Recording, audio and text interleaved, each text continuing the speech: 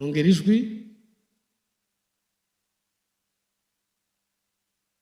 Wambitse iyi mpeta n'ikimenyetso cy'urukundo, nzakubanira, nzakubaha, nzakubahisha mu muryango, nzagukundira abawe, ntacyo ntazakora ku bwawe.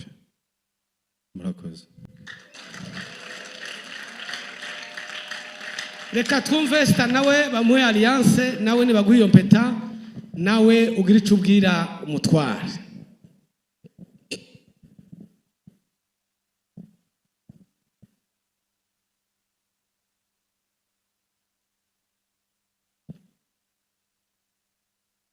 Dukurikire.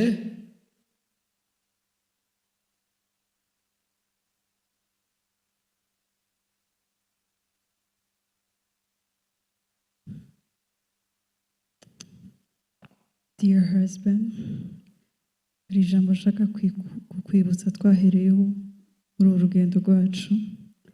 Ijambo ryo muri Bibiliya twasomye Yobu 8:7 aravuga ngo nubwo itangira ryawe ryari rito ariko amaherezo wakunguka cyane.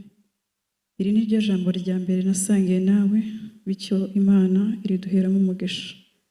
Mbere na mbere ndashimira Imana yampuje nawe, irangije idukomereza urukundo kugeza iyi saha. Narayisenze nyisaba umugabo mwiza wuzuye ubuntu n'urukundo ndetse wuzuye icubahiro cayo. Imana yaransubije irakuma. Warakoze kunyizera ukampitamo mu magana menshi y'abari beza. Warakoze kunkunda kugeza naho bisoresheje iri sezerano ryo kubana nanje. Bityo nanjye ndagusezeranije ko nzagukunda mu bihe byose, nzagukomeza amaboko ngushigikire nk'umugabo Imana impaye, kandi nzakubaha nkubahisha. Ndongeye ngusezeranije ko nzagukundira umuryango, inshuti ndetse n'abavandimwe. Ndagukunda cyane cyane, niteguye kubana nawe muri byose kugeza isaha y'Imana igeze. Imana izamfashe kudatatirira indahiro.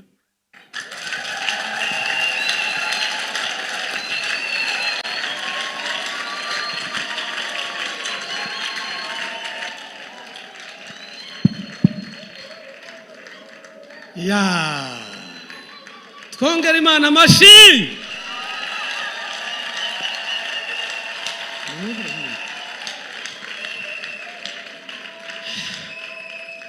Aya magambo mukomeye amashyi meza arakabaho, ariko turasaba ngo abashumba turangajwe imbere na apostle mu biti bibiri uko mvuze, ariko nk'umubyeyi nimuze dusabira abantu umugisha uvuga ngo ibyo bavuze Mana bizabe byo.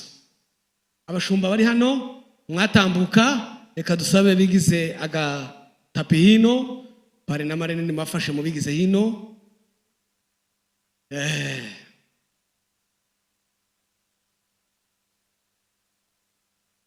Hari indirimbo twajaga turirimba ngo Mana data ngo wejeje bwa bukwe bw'ikana, ngo nubu murapfukama mureba.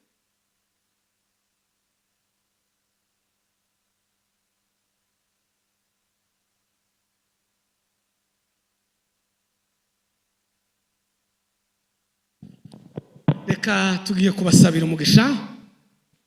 Turasaba apostle atuyobore muri risengesho, tuzamuye ibiganza.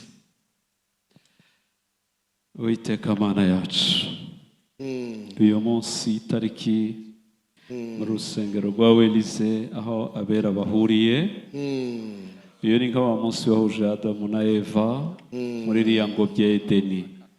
Ngaba barapfukamye, ikimenyetso cyiza cyo gupfukama muri Edeni yabo bahaye. Nyiribihe Imana yacu, tugutuye abana bacu, tugutuye ubuzima bwabo, tugutuye urugo rwabo. Mana ya Aburahamu, Isaka na Yakobo, Mana y'intumwa n'abahanuzi yazuye Yesu, imbaraga zakuzuye mu bapfuye zizukire muri aba bana, zibakoremo umurimo, zibagira badasanzwe, babe ab'umumaro muri iki gihe, bazagirira akamaro itorero, bazagirira akamaro igihugu, bagirira akamaro imiryango.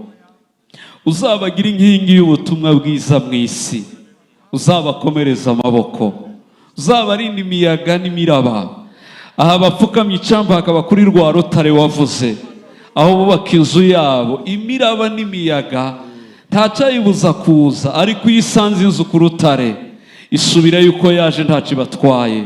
Uzabarindisha umwuka wawe, uzabatuze kure y'induru z'abarasana, ukuboko kwiza k'Uwiteka kuzababeho, uzagwiza urubyaro rwabo, uzagwiza ubutunzi bwabo, uzagwiza inshuti n'imiryango, uzababera amaboko. Ikiganza ciza cyabaye kuri Yosefu ntikikabure kuba kuri aba bantu.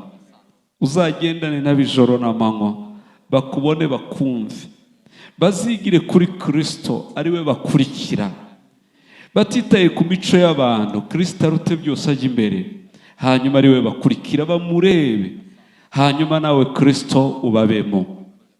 Salomo aravuga ngo umugozi w'inyabutatu ntacawuca. Umugozi wa gatatu ndibaza ko hagati yabo ari Kristo.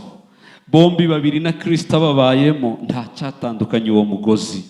Ngaho buntu bwawe butwikire, imbaraga z'Imana zitahe mu rugo rwabo, aho bari ntukahabure, aho baraye ntukahave, ijisho ryawe ntirikareke kubareba. Tugushimiye icyo ukoze uyu munsi, turabahamya bo kubwihamya no gushima ineza yawe kubwa Yesu umwami wacu. Mana turaguhimbaje kuko wumvise ayo magambo, ugasoma n'ayanditse mu mitima y'abatasohoye amajwi. Mutware na Esther uhagaze tugose uyu mwanya, ejo tuzabe turi kumwe nabo n'urubyaro rwabo, ejo tuzabasange bakikiye bahetse. Ubaho urugo rugendwa, ubaho urugo rwifuzwa, ubaho urugo rw'aba modeli, izindi zikabigiraho. Nubwo ari byifuzo bo ntibabishobora kabo, ariko babishobozwa nawe. Ushimwe wowe uzi utangira umugambi ukawusohoza, wowe uje urebera iherezo mu itangiriro. Ni benshi babitangiye bipfubira nzira, ariko icubahiro ni kibi cyawe. Umugisha bawatuyeho n'uwo dukomeza kubaturaho. Urwibutso atwikurure umugore we, niko hano tuja tubigenza, hanyuma amwakire. Simbaza ngo niba ari we nkuko bamubaje bibaza, yabibonye. Nyuma yo kumwakira duhagarare baduha ifoto y'urwibutso n'abashumba babasabiye umugisha. Mwakire rwose, murakoze cyane. Reka abantu bagaruke hano inyuma yabo kugira ngo foto. Umugisha w'aba bombi n'amahoro adashira, bazabyare murakoze. Uza kuba felicita tuja tubikora nyuma ku mpamvu z'igihe. Reka Pastor Charles n'abasigaye aha na Kinite, abapasiteri ba hano. N'amahoro adashira, bazabyare bazaheke, bayobowe n'umwuka wawe. Umugisha umugisha w'aba bombi n'amahoro adashira, bazabyare bazaheke, bayobowe n'umwuka wawe. Umugisha w'aba Sun TV imbere yawe, nitwa Sun TV imbere yawe. Sun TV imbere yawe. Sun TV imbere yawe. Sun TV imbere yawe. Sun TV imbere yawe. Imbere yawe. Imbere yawe. Hano mu Cyongereza ni in front of you. in In front of you. Yego. Okay. Rumaga. Rwanda ruzira umwaka. Ni amahoro. Ni amahoro, ni amahoro. Abasuni TV. Turabaramukije n'abakunzi ba Suni TV. Muzamugara kuri Suni TV. Ngo Suni TV ngo imbere yawe. Mukanya yabinge nari ngiye kuvuga ngo Suni TV nyuma yawe. Ariko n'ubundi Suni TV yaratugose. Ni imbere n'inyuma impande zose. Jewe nzanangara. Abera hose cyari. Jewe none niyo ntari mu makwe azatega kansanga mu rugo. Ngo reka ngufate ifoto ya thumbnail.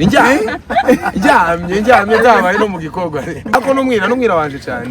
Mugende mushigikire Suni TV kabisa. Namwe abari kureba mutarakanda subscribe hano ubukore. Suni TV imbere yawe.